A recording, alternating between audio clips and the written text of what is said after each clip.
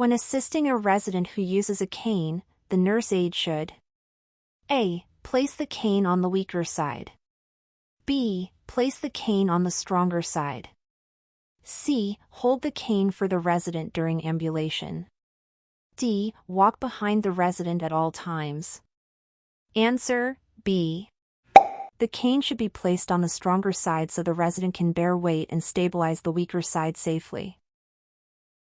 A resident suddenly vomits while lying in bed.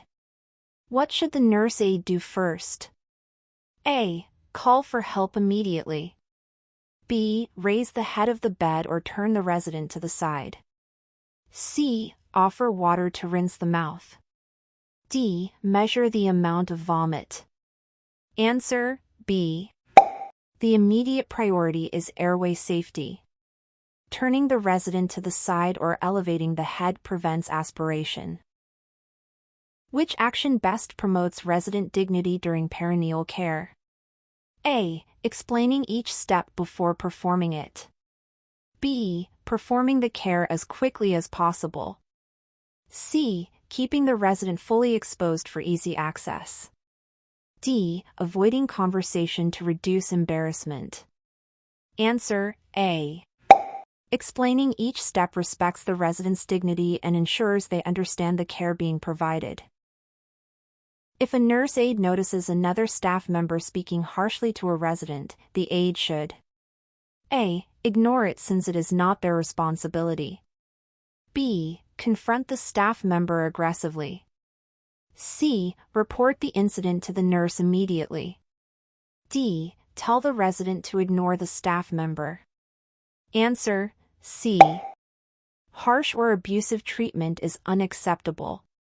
The CNA must report the incident to the nurse immediately. Which of the following is the safest method to identify a resident before giving care? A. Ask the roommate to verify. B. Check the resident's wristband and confirm with resident. C. Read the room number on the door. D. Ask visiting family members. Answer: B. Verifying both the wristband and verbal confirmation ensures correct resident identification. A resident is on a restricted fluid order. The CNA should A. Offer fluids only during mealtimes. B. Document all fluids the resident consumes. C. Refuse to provide any fluids until the nurse checks. D. Encourage unlimited fluids if the resident is thirsty. Answer: B. On fluid restriction, every intake must be measured and documented to ensure compliance with medical orders. Which sign may indicate a resident is experiencing hypoglycemia? A. Sudden sweating and shakiness. B. Slow pulse and flushed skin. C. Increased appetite with weight gain. D. Dry mouth and frequent urination. Answer: A.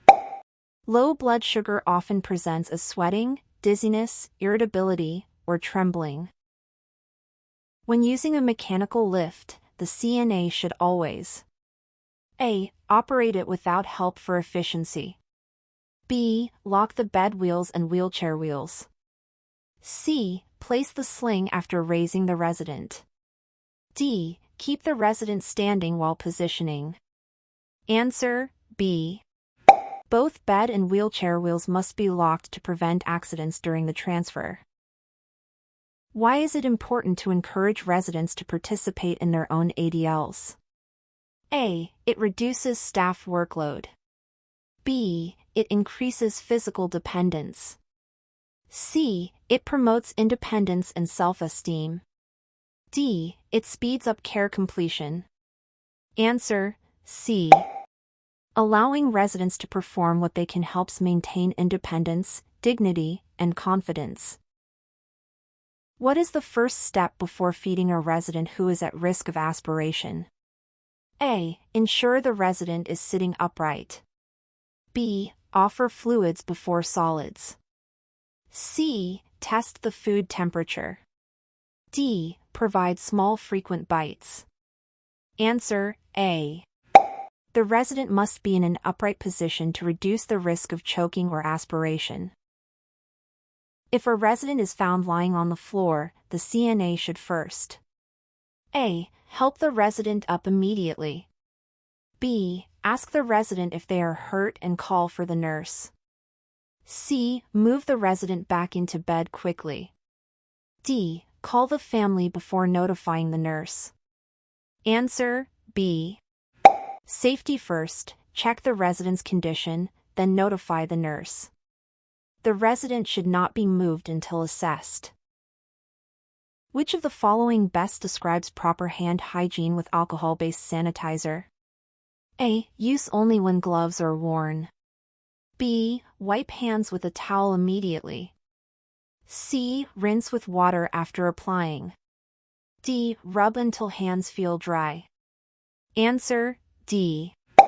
Sanitizer should be rubbed until completely dry to ensure proper disinfection.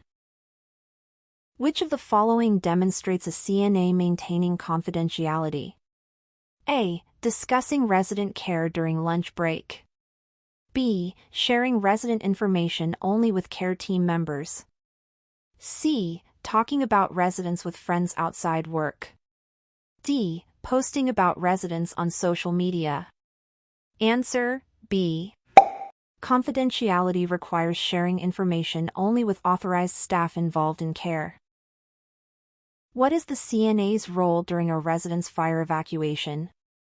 A. Gather all personal belongings. B. Move ambulatory residents first, then those needing assistance. C. Wait for instructions before taking any action. D. Unlock all doors for easy access. Answer B. Safety protocol prioritizes evacuating residents who can walk independently, then assisting others. Which observation should be reported to the nurse immediately? A. Resident ate only half of lunch. B. Resident refused to attend activities. C. Resident has a sudden onset of slurred speech. D. Resident requested to sleep early. Answer C. Sudden slurred speech may indicate a stroke and must be reported immediately. Which of the following is an example of neglect? A. Forgetting to close the resident's door. B. Failing to provide fluids as ordered. C. Encouraging the resident to walk with supervision. D. Allowing the resident to eat slowly. Answer B. Neglect is failing to provide necessary care, such as withholding fluids from a dependent resident. When assisting with range of motion (ROM) exercises, the CNA should A. Move joints to the point of pain. B. Perform exercises quickly for efficiency. C. Support each joint during movement. D. Allow joints to lock during extension. Answer C. Supporting each joint prevents injury and ensures safe completion of ROM exercises. Why should the CNA avoid cutting a resident's toenails? A. It takes too much time. B. It may cause injury or infection, especially in diabetics. C. The resident will not allow it. D. It requires special nail polish. Answer B. Nail cutting, particularly in diabetic residents, poses risk of infection and should be done by licensed professionals. If a resident becomes aggressive and starts shouting, the CNA should A. Shout back louder to gain control. B. Leave the resident alone in the room. C. Stay calm and speak in a soft tone. D. Physically restrain the resident immediately. Answer C. Remaining calm and speaking softly helps de-escalate aggressive behavior safely. A resident with dysphagia should be offered foods that are A. Raw and fibrous. B. Soft or thickened liquids. C. Dry and crunchy. D. Mixed with large chunks. Answer B. Residents with swallowing difficulties require soft foods or thickened liquids to prevent choking. When cleaning dentures, the CNA should always A. Use hot water to kill bacteria. B. Use bleach for disinfecting. C. Leave them on the nightstand to air dry. D. Hold them over a basin filled with water or towel. Answer: D. Holding dentures over water or a towel prevents breakage if dropped. The CNA notices a resident's urinary output is significantly lower than usual. What should the CNA do? A. Give the resident more fluids immediately. B. Report the finding to the nurse. C. Ignore unless the resident complains. D. Document it only at end of shift. Answer: B. Changes in urinary output may signal kidney or hydration issues and should be reported promptly. Which of the following is the best way to communicate with a resident who has hearing loss? A. Speak loudly into their ear. B. Avoid gestures and facial expressions. C. Repeat the same phrase multiple times. D. Use short sentences, facing the resident directly. Answer: D. Short, clear sentences while facing the resident promote effective communication without overwhelming them. What should the CNA do if a resident begins to choke and cannot speak? A. Encourage them to cough harder. B. Perform abdominal thrusts immediately. C. Offer a sip of water.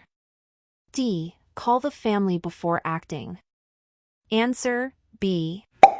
Inability to speak indicates complete airway obstruction. Abdominal thrusts, Heimlich maneuver, are necessary. If a resident is restrained, the CNA must release the restraint and reposition at least A. Every 30 minutes. B. Every 1 hour.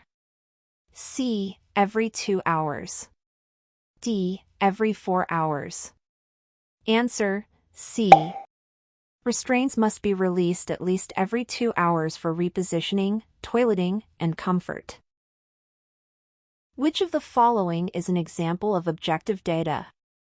A. CNA observes the resident is sweating heavily. B. Resident complains of pain in chest. C. Resident says they feel dizzy. D. Resident reports feeling tired. Answer: A. Objective data are observable signs like sweating, while subjective data are what residents report. The safest way to assist a resident who begins to fall is to A. Try to stop the fall by pulling upward. B. Hold the resident tightly in place. C. Gently guide the resident to the floor while protecting their head. D. Quickly run to get help. Answer: C. The CNA should control the fall by guiding the resident to the floor to reduce injury. What is the main reason for placing a call light within reach of the resident? A. To prevent falls by reducing unassisted movement. B. To notify staff of shift changes. C. To remind residents about activities. D. To monitor visitors. Answer: A. Call lights within reach allow residents to request help, reducing risk of falls and ensuring safety. Which observation indicates possible dehydration? A. Moist skin and pink lips. B. Dry mouth and decreased urine output. C. Stable vital signs and clear urine. D. Increased appetite and thirst. Answer: B. Signs of dehydration include dry mucous membranes, reduced urine, and dark-colored urine. When providing post-mortem care, the CNA should A. Immediately remove all tubes and lines without direction. B. Treat the body with dignity and respect. C. Avoid involving family in the process. D. Delay care until the next shift. Answer: B. Postmortem care requires compassion and dignity, maintaining respect for the resident and family.